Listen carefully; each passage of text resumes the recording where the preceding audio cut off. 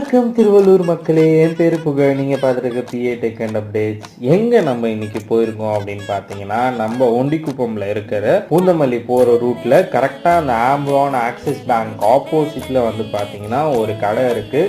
One of the best spot for morning tiffin அப்படின்னு நான் சொல்லுவேன். அங்கே இருக்க அந்த முட்டை தோசை, அக்காவோட ஸ்பெஷல் முட்டை தோசைன்னு சொல்லுவேன். ஒரு 15 வருஷமாக நான் வந்து இந்த ஸ்பாட்டுக்கு போயிட்டு இருக்கேன் அப்படின்னு சொல்லுவேன். நான் எனக்கு ரொம்ப பிடிச்ச ஸ்பாட்டு. அந்த டேஸ்ட் வந்து இன்னும் மாறல அந்த முட்டை தோசையில்.